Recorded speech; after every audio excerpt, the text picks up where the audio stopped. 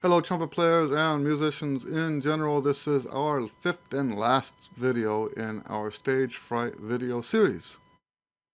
In this last video, we're going to talk about the stuff the way you can approach the actual performance that will help you be less nervous.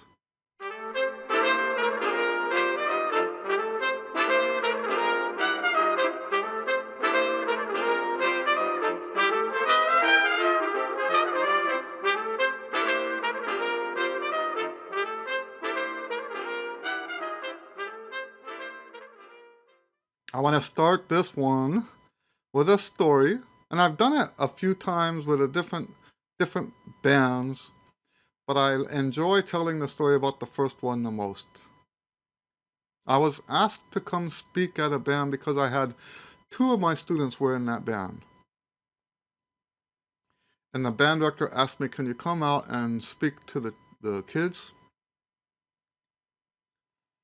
And I used to say that he never called me back again, but he has called me back since then, okay?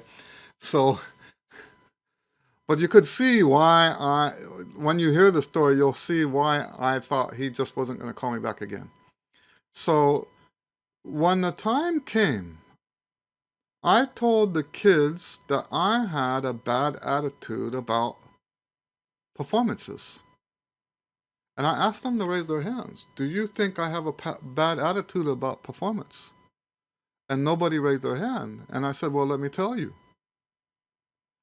I don't care how well I play when I'm on stage. And then I said, now, how many of you think that I have a bad attitude about performance? And the whole class raised their hand. And I said, I'm not joking.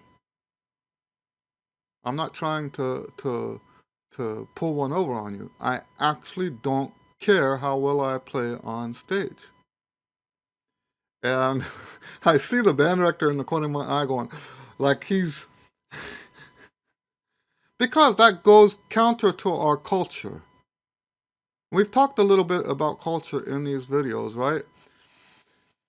That goes counter to our culture. We have this culture where this is the utmost importance. Everything is important, but when we get on stage, nothing in your lifetime is more important than that. And you better care, right? So I go against that. But let's take a step back, right? Why do I go against that? I go against that because I have the luxury of not caring. What luxury is this? The luxury of not caring comes from having cared so much when I was practicing at home. And that's the way it should be. Most people, and when we see this in performance, when you have a stage fright episode, you usually get this backwards. You didn't care so much about how good it was when you were practicing. You did not hold yourself to a high standard. You just tried to get it right. And you were relying on yourself to really care when you got on stage. So then you get on stage and it's like, oh, this has to go well. That is a recipe for absolute stage fright crash and burn scenarios. If you want to have stage fright scenarios, you go ahead and do it that way. Just be willy-nilly about your practice time, and then when you get on stage, this really has to be good. No, it should be, if you want to get rid of stage fright, it should be the other way around. You take your practice time absolutely serious, and you care. Not serious emotionally. Remember, we talked about that in the other video. Not that kind of serious. You don't have anything to prove to anybody else. I'm not talking about that. Not even to prove to yourself. Just do it. You know the standard and you hold yourself to that standard. There's nothing emotional about it. No musical temper tantrums, no pounding your leg, no stomping your foot, no grunting or groaning, no throwing things. It's not emotional. That's not what caring is. And by the way, if that's the kind of thing that you think is caring on stage, yes, you're going to have stage fright episodes. So this is what I teach people.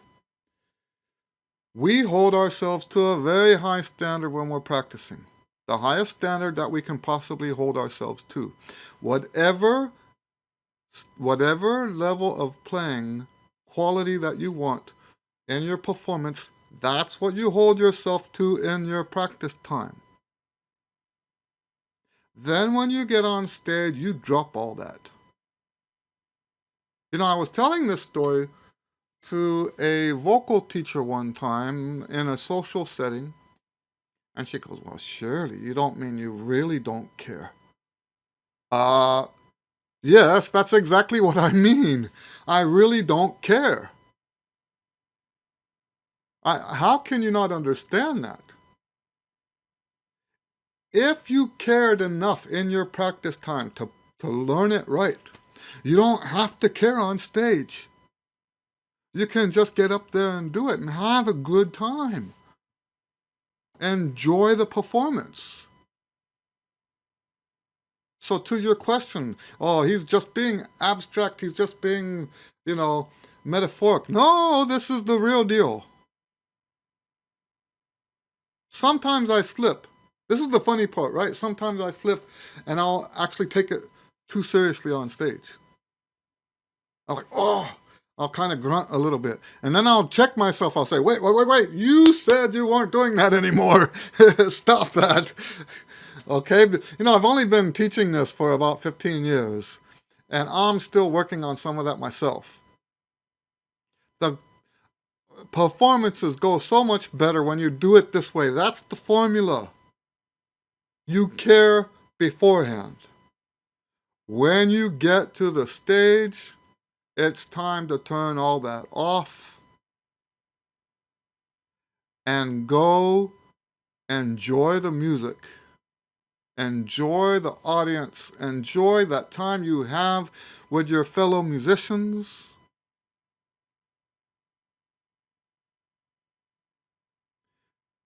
Because by that time, your efforts should be done by then. And there are some exceptions, right? So I've had some gigs where I just didn't have enough time to prepare. But I tell myself, today, when I don't have enough time to prepare, it's still,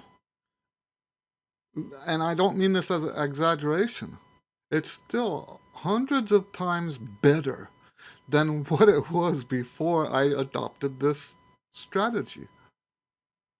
Even not being completely satisfied with the work I put into it is a whole bunch better than how things used to be when I didn't have this philosophy.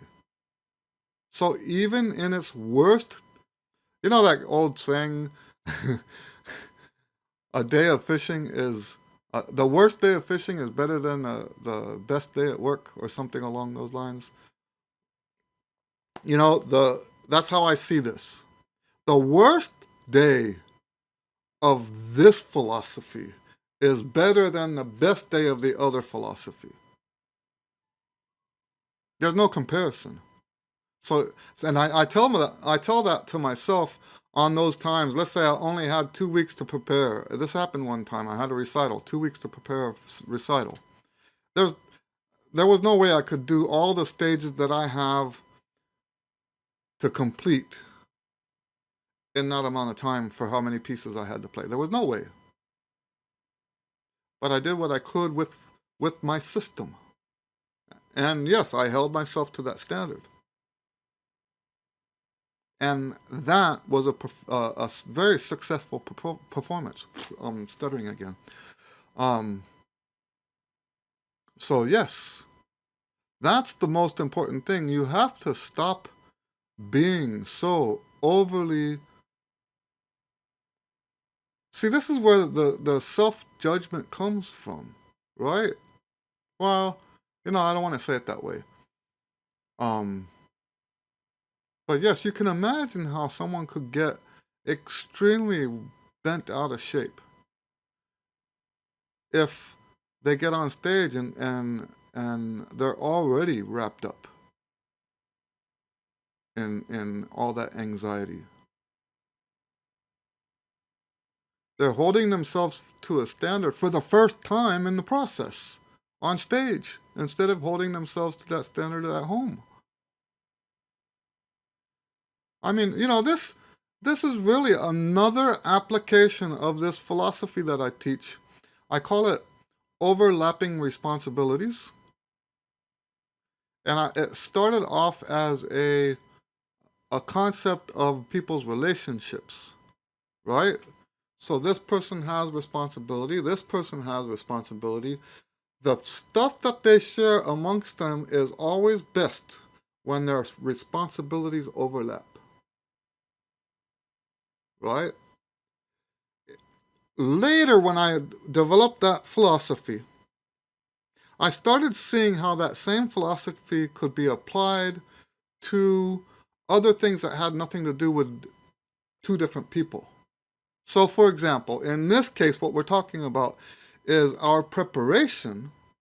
We want to be the most prepared that we can be, but we also, when we get there, want to be a little bit less hard on ourselves when we get there.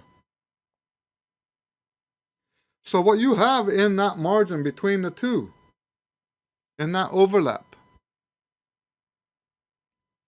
is a wonderful performance. You're going to be there and people are going to like what you're doing and you are going to enjoy it. You're not necessarily going to like what comes out. That doesn't happen. You know, I tell people about the story about Wynton Marsalis um, playing the best homo I ever heard, walking off stage, shaking his head. And by the way, he had back then, not that he doesn't now, but I'm saying this was in the 80s, he had such a gorgeous sound, right? And he's shaking his head and he says, I gotta work on my sound, right? I'm like, oh man, if you think you need to work on your sound, what about me? You know? So, yeah, we never walk off stage thinking that, hey, I'm the best thing since peanut butter. But we do walk off stage thinking about how much we enjoyed the performance. You can enjoy the performance if you do this overlap thing. You prepare, you prepare, you prepare, and you make yourself able to perform at that highest standard, and then when you get there, you just don't care.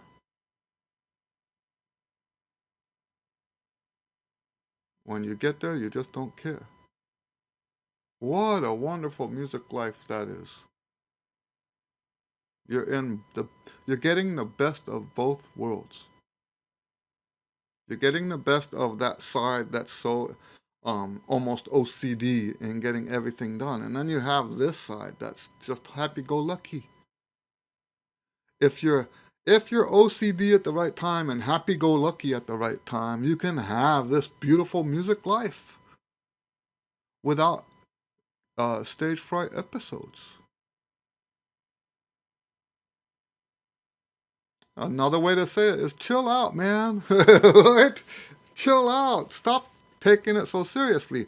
Once you paid that, you could think of it as paying dues. You pay your dues, pay your dues, pay your dues, pay your dues. Then you get on stage and you enjoy the fruits of your labor.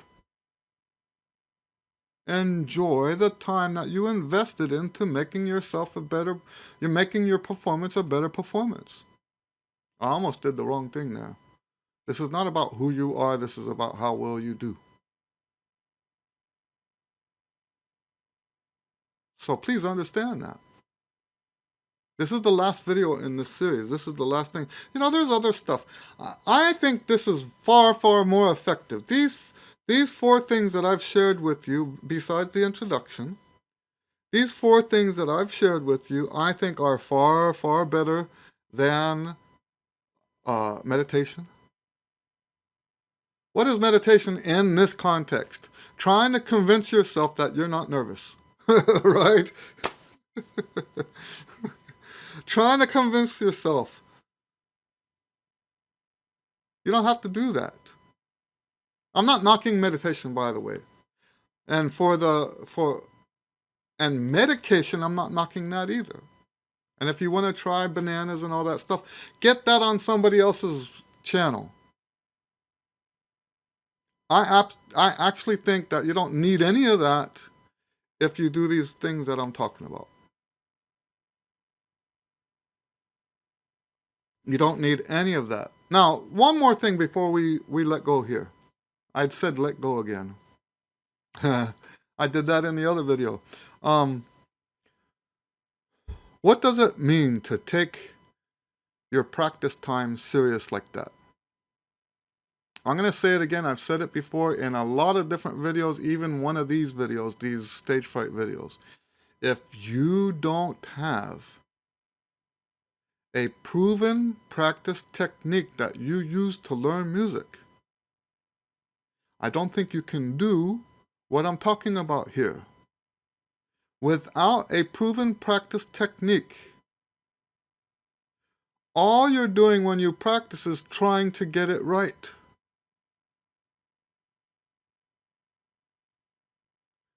And if that's how you practice, what I'm teaching you here about being OCD in your practice time and happy-go-lucky in the performance, you don't have access to that. That doesn't apply to you. If you want to be a great trumpet player or a great musician, learn the art of practicing. What I've done my whole career is to interview everybody. I even interview students. I ask them, how do you practice? Now, a lot of times it's because they're my students and I want to help them. But every once in a while, I get a little nugget of a little golden nugget from my students. That helps even more. You ask musicians, you ask, you do your research on historic, like the greats. If you're a jazz player, how did Charlie Parker practice? How did John Coltrane practice? What techniques did they use? In classical music, it's a little easier because classical music, the art of practicing classical music goes back hundreds of years. Hundreds of years. Learn that art. That's how you become a great player, is to learn how to practice right. Eventually, I will put videos out about how to practice. I don't want to do that until I get this book published. And that book has been stalled for 2 years now. But yes, you need to have genuine practice techniques, or what I'm teaching you here does not apply to you. Okay? So take that part of it seriously too. Get out there and get active. Let me warn you though, before I sign off. Let me warn you. Like I said, I've been researching. I never stopped researching practice techniques because I'm sort of like a practice technique junkie, right? I'm a practice technique junkie. I can't get enough of this stuff. But because I am still constantly looking, I'm also aware that a lot of stuff that's out there is not practice techniques at all. I've even bought books about practice techniques, and there's not a single practice technique in the whole book. Not one single practice technique in the whole book. So be careful what, you know, they talk about stuff, instead of talking about practice techniques, they talk about what kind of pencil to use and how, what kind of chair to sit on and what times of the day you should practice and stuff like that. That's not practice techniques.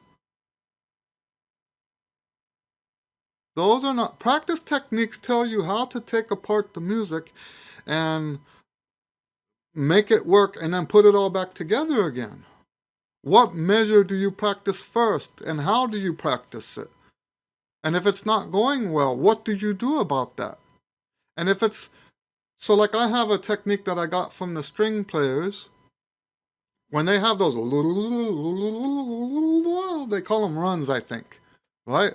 When they have a run, they have a technique that they apply to the run. Well, I've incorporated that into my own playing. That's not the only technique I use, but I use that a lot.